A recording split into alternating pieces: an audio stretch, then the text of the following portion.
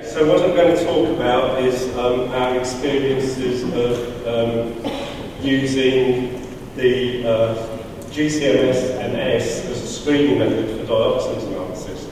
But before I speak about that, I want to just put it into the role of where I'm coming from my lab. Some of this is common to other people in the audience because of the NRL network, but some of it's unique to how things work in the UK. So, probably a lot of you know that within the EU we've got this system of EURLs, which are the European Union reference labs, and each member state has a national reference lab. These labs are analytical labs, and they're part of the formal EU regulatory framework, and they're part of the risk management system for food in Europe. There's some details there on roughly what some of the responsibilities are. I'm pressing the wrong button again. So the legal framework was that they started off in 1998 when the first EURLs or CRLs as they were then, and NRLs were established. That was for residues in animal products. But that was since modified in 2004 with Regulation 882, which made all of these other much wider systems that came into the place and has been modified by since. But this is where the Dioxins and PCBs, EURL and RLs were established. So what do these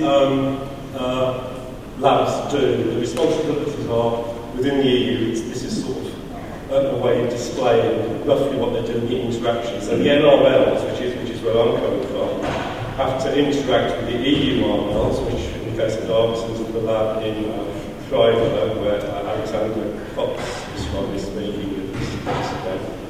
We also have to sometimes to interact directly with Commission officers. We interact with other NRLs. We have sort of informal network of speaking with each other. But within the UK, I have responsibilities of interacting with our competent authorities, which for Dioxins is in food is mainly the Food Standards Agency, but also my area of the Department of Environment, Food and Rural Affairs also has an interest. And we also have a role of interacting, which is perhaps the most difficult one, is with our local enforcement labs, the local labs that are responsible for implementing food control. This shows some of the working tasks which are fairly common between the EURLs and the NRLs in terms of there's a lot of administrative work and training and so on, and collaboration and assistance tasks, but there are practical tasks as well that we need to do in terms of participating in lab studies, proficiency tests, and so on. So official control in the EU involves the regular audit of food and feed operators, but it's detailed that it's done with appropriate frequency, so there's a lot of different approaches with exactly how this is implemented in different countries. It's risk-based, so again, you know, you do more official control where there's a past record of things that go out of tolerance. And each country has to produce a national control plan. I mean, these in themselves, just on a country basis, are quite complicated. You can see the number of government departments that are involved in producing one for the UK now. So across Europe, there are a lot of wide differences in exactly how official control is done. The challenge that we've got with official control, for the official control lab, for the local labs and for us as MRLs, for Dioxins and PCBs, is really meeting it says MRLs, the maximum limits. But the limits and the regulatory limits within Europe are set at 3 different levels. So you've got the maximum limits, which are strict but feasible, and if samples try to exceed the maximum limits, they should be taken off the shelves. There are also a lower set of limits, the action levels, at which you don't need to remove food from the shelves, but if you find anything above the action limit, you should investigate why. So investigate if it's because of a pollution source or whatever, and take some action to try and control it. But in the 2004 regulations, and also these target levels that we described, which were lower still, which are very aspirational, in terms of providing maximum protection against health. Now, I'm not sure if these have been repealed or not in the most recent revisions to limits, but I haven't heard much about them for a long while anyway. So what are these maximum limits? These that we really need the official control of the local labs in charge of enforcing these regulations to meet. Typically for dioxins, depending on the food type, is most of them for dioxins are between about 0.75 and 4.5 picograms per gram of fat, although that's like the weight basis for fish. The dioxins and PCBs combined, they're a bit higher because it includes the fact that some of the PCBs have dioxin nitrates, and they tend to be between 1 and 10. Also, for this year, we've got new limits for the ISIS 6 indicator PCBs, which are between 40 and 200 nanograms per gram of fat, typically. And animal feed limits are typically between 0.75 and 1 nanogram of gluten per kilogram, based on sort of moisture. So I spoke about the official control labs a little bit. I've touched on it. Each country works these differently. In the UK, it's a county-based responsibility. You can see how many counties we've got on that map on the right. They are responsible for formal enforcement action. But within the UK, none of these official regional labs have got their own dioxin capability. So that's difficult. So again, sometimes we as the national reference labs do work for them, but ideally they should be the ones who are in charge of doing their control themselves. Now they're generalist labs, so they're responsible for assessing toys that are on sale to see if they can present a choking hazard, for making sure that furniture meets fire safety controls. They sometimes do some forensic work for Collins labs and so on.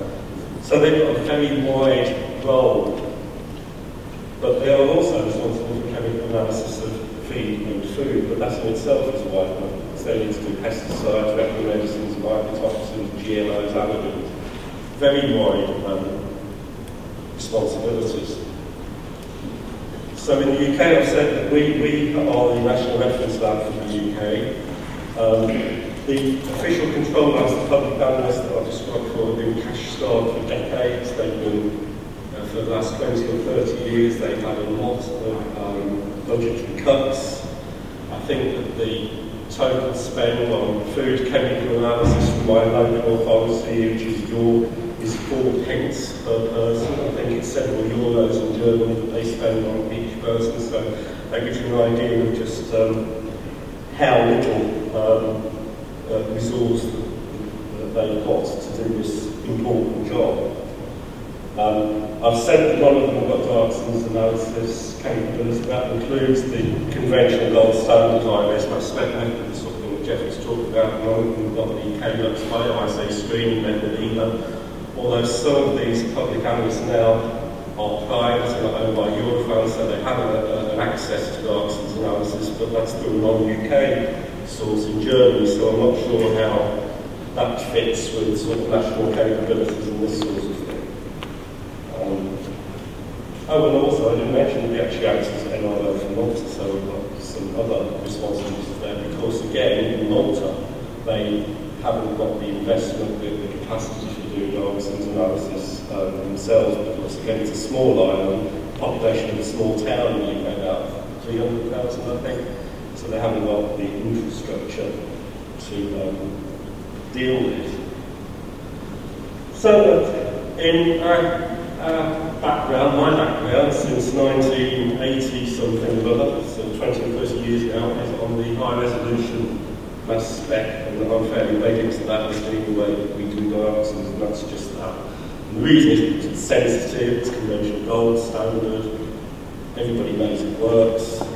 But it is expensive, and you need fairly highly skilled, or you need very highly skilled operators to make it work. So what about these screening methods? I did touch on the Calix method earlier. This is a bioassay based on exposure of extracts to cells, and you get a flash of light based on the toxicity in the sample. But the disadvantage of that is you get no content-specific detail, so you can't tell the pollution sources easily and things like that. And generally, my assessment is that the inter-lab studies, the results are weaker than the conventional labs, apart from good performance that you do get from some labs, but that tends to labs with a good, strong conventional dioxins analysis background also. So now what about GCMSMS? This is something that's been around for a long while, but the conventional wisdom is that it lacks sensitivity. But we do know that it's cheaper, so both in terms of, not necessarily just in capital costs, but in terms of expertise and the fact that it's versatile and a lot easier to use. And then there's I said that there, it lacks sensitivity, but does it? We've been doing some very preliminary work on the thermo TSQ. I can't remember all these extensions, these are go faster stripes that are added on. I have to read it out. It's the TSQ Quantum XLS Ultra. But I was hoping here that I'd come with having had 4 or 5 months worth of work and experience to tell you everything that we've done. But unfortunately, for one reason or another, it took a bit longer than we hoped to get the right plug socket in and to get it installed.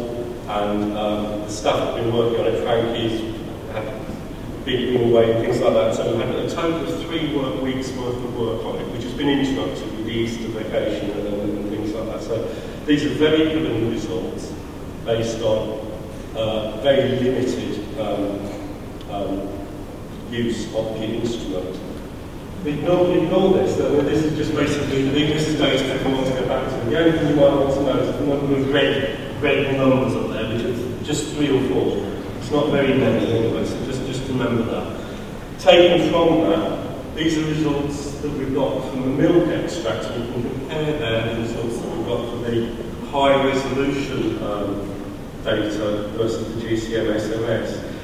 And you can see that they're essentially the same, although there is a small difference between the upper and lower bound on the MSMS data.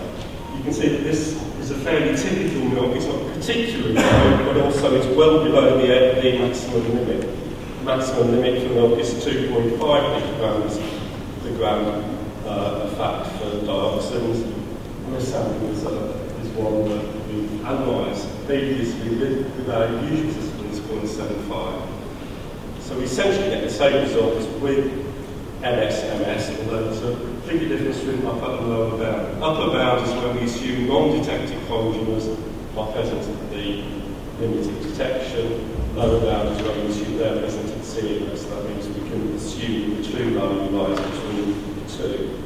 So I'm going to go through this milk in a little bit more detail. You can see this is the HRMS trace we've got. The top 2 are the most abundant ions for the internal standards, and you can see that the 2 peaks we've got there. One is the internal sensitivity standard, 1, 2, 3, 4, tetradioxin, and the peak in blue is the carbon-13 internal standard for 2, 3, 7, 8. The bottom 2 traces are the 2 most abundant ions for the 2, 3, 7, 8 TCDD in that milk sample. Because of the chlorine ratios, there's an accepted tolerance of the ratio of the 2 most abundant ions. It gets a little bit more difficult when you start looking at the heptafuran, because whilst some of the congeners are quite easy to measure, the top one, the one on the right, you can see the bottom 2 traces again are the heptafurans in the milk sample. The top 2 traces represent the internal standard. You can see that the blue peak, the actual native now, is very low. It's not much above the noise level that we see from the signal, but the ratios are within tolerance. And we can measure there that is just about passes our QC on the high res, and it's 0.01 micrograms per gram. That's 0.01 ppt or 10 ppq, I guess, for the heptafuran trace. The pentafurans, they're similarly not one that's very low, but you can just see it. So the TSQ, that's all of the ions and molecules have been born. I'm just taking a few selected traces here. Dioxins, there's a lot more than that on the colleges. I'm just picking out some interesting ones to try and show you the limits that we found in the MSMS approach. So this is the MSMS approach, the 2378 TCDD. You can see there at 0.65 picograms per extract, or 0.01 picograms per gram whole weight, 0.1 picograms per gram fat weight. There's no problem with identifying that 2378 TCDD. What we do find with the heptafurans in milk is that if you look at the second native conjugate, you can see that the peak shape's a lot better, and this is an artifact of the way I think that the MSMS deals with noise and basically cancels it out. But the problem you get with this is that it means that the ratio of those two ions would not pass our QC criteria. So we can see that there's something there, but we would not accept that and only use it as indicative. So it's these smaller contributors to the total TEQ that are giving rise to that difference that we see between the upper and lower bound values. Now, if that difference between the upper bound and the lower bound values is only 10 or 20%, as we know, that's not a big problem.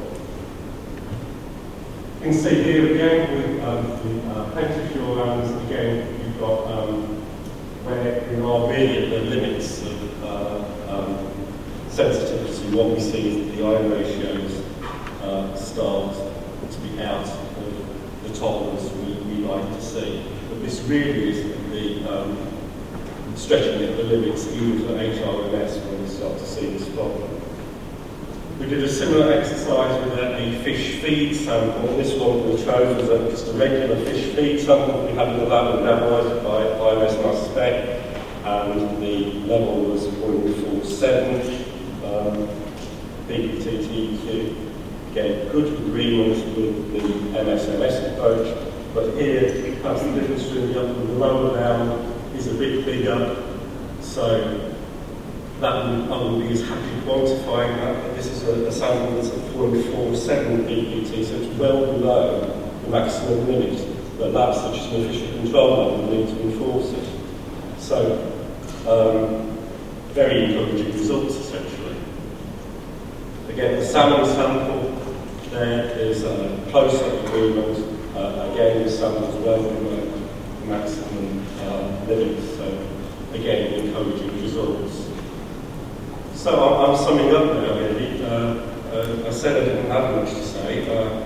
Thinking about how much we enjoy this, I think that's not such a bad thing. It might mean I'm getting an invite to the one in San Francisco next year.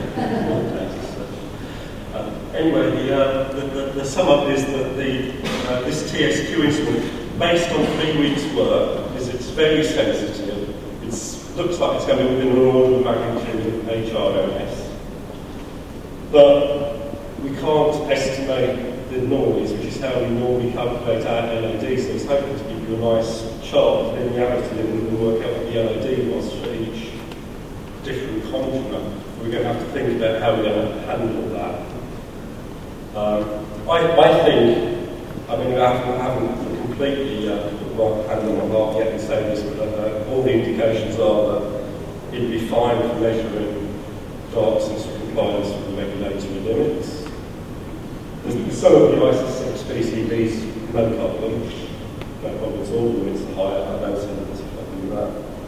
The lower level, these ion ratios go out of tolerance. I think this might be, as I've mentioned, something to do with the way that the system handles noise. I'd very much like to see what work we can do to see if we can get around that or reintroduce something somehow.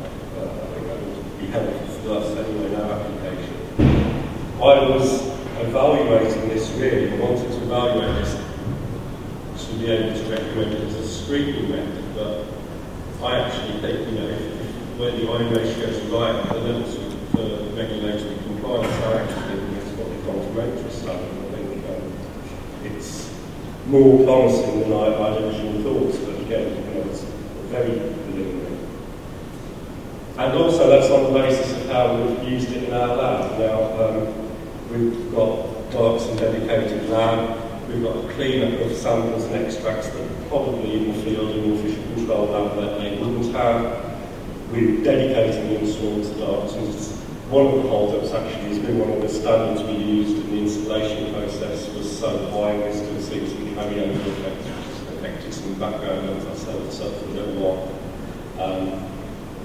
So again, if somebody was using it for pesticides one day, veterinary medicines the next day, then there may be more difficulties there. There may not have to be clean up, so